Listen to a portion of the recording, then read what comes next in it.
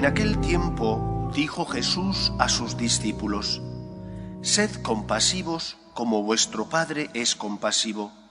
No juzguéis y no seréis juzgados. No condenéis y no seréis condenados. Perdonad y seréis perdonados. Dad y se os dará. Os verterán una medida generosa, colmada, remecida, rebosante. La medida que uséis, la usarán con vosotros». Palabra del Señor. Aunque a veces no nos damos cuenta, y nos han enseñado desde pequeños, que Antiguo y Nuevo Testamento forman una unidad y no se puede entender uno sin el otro, la realidad es que la revelación de Dios a los hombres se hizo de forma progresiva. No podíamos entender de golpe y porrazo que Dios, el Todopoderoso, era nuestro Padre. Y porque el corazón del hombre necesitaba ir conociendo poco a poco, y necesitábamos que Dios, mediante el Antiguo Testamento, fuera reeducando nuestro corazón y nuestras costumbres, el Señor, en su pedagogía divina, se va manifestando paulatinamente para que el pueblo de Israel y después el nuevo pueblo de Israel, que es la Iglesia, vaya conociendo cómo es Dios y qué trato y relación tenemos que tener con Él. Normalmente en el Antiguo Testamento siempre se utilizan términos como Señor, porque Dios es el Señor.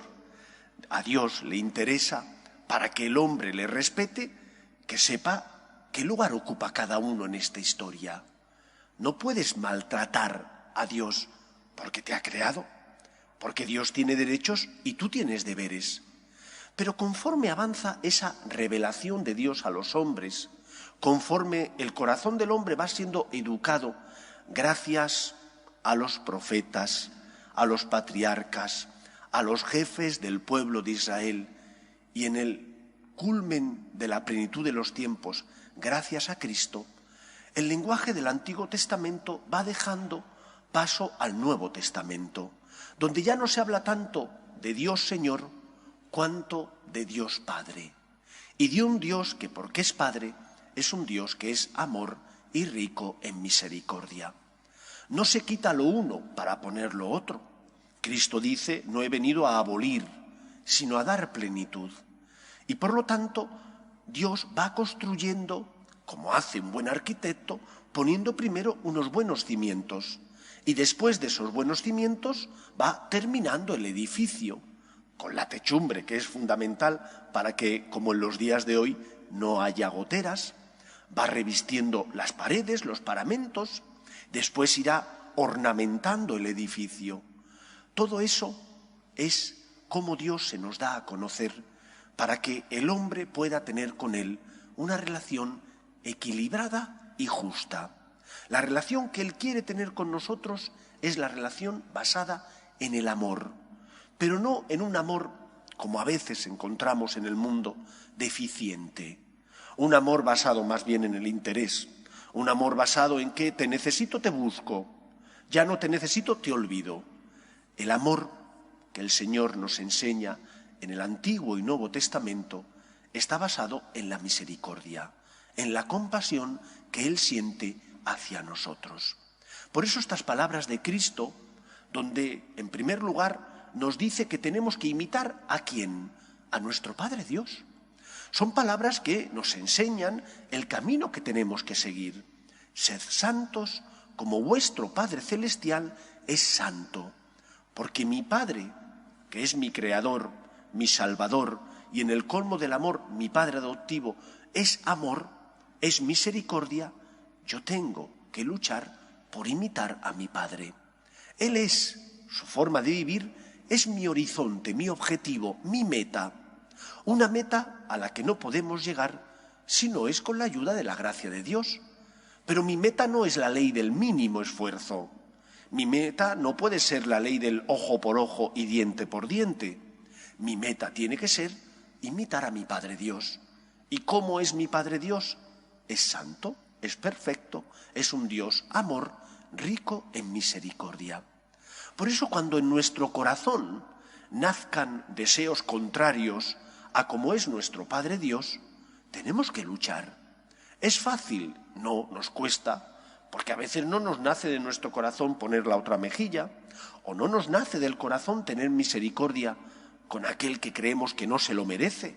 Y no se lo merece porque muchas veces me hace tropezar, o porque me pone zancadillas, o porque sus dificultades y tropiezos también me afectan a mí. En esos momentos, recuerda tu propia experiencia de vida. Recuerda cómo tú, que eres pecador, has sido perdonado. Recuerda cuánto ha costado tu perdón y tu liberación. Hemos sido comprados nada más y nada menos que al precio de la sangre de Cristo. Desgraciadamente ya no hablamos en las homilías, por regla general, de este concepto, el concepto de reparación, de que Cristo fue el que reparó la deuda contraída por nuestros pecados, de que Él fue el que con su sangre, muriendo en la cruz, compró nuestra libertad. Has sido rescatado a un precio carísimo, la sangre de Cristo.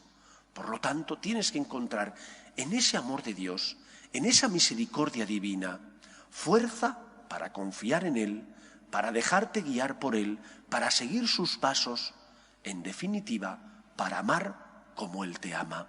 Y solo desde esa óptica podemos entender lo que nos pide el Señor, que no juzguemos a los demás, lo que no significa que no condenemos el pecado. La Iglesia siempre nos ha enseñado a condenar el pecado, pero a tener misericordia con el pecador, es decir, a pedir por el pecador, a concederle una nueva oportunidad, a tratarle como Dios nos trata a nosotros. La medida que uséis, la usarán con vosotros. Parte de otra base. Ya han utilizado contigo una medida. ¿Qué medida han utilizado contigo? La medida del amor. Esa es la medida que tú tienes que utilizar. Porque te han tratado con amor, tú tienes que tratar con amor. Cuando en cierta ocasión Jesús les dice a sus discípulos la parábola de ese siervo injusto que debe una gran deuda al Señor y que el Señor le llama para saldar deudas. Y entonces le dice, como no tienes con qué pagar, voy a venderte a ti y a tu familia. Y él le suplica que tenga misericordia. Y el Señor le perdona, porque el siervo injusto, ahora diré por qué es injusto el siervo, le pide que tenga misericordia de él y de su familia. Y el Señor le perdona.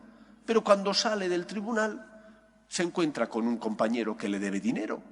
Y en lugar de perdonarle, le agarra del cuello, como no le paga, le lleva al juez para que pague la deuda. Y el Señor dice, siervo injusto y malvado, ¿no debías tú haberte comportado como yo me comporté contigo? La medida que Dios ha utilizado con nosotros es generosísima. Y ese es el horizonte, la meta a la que tenemos que llegar con la ayuda de Dios. Desead amar como mi Padre ama. Desead tratar a los demás como Dios me trata a mí. Que el Señor nos conceda ese don.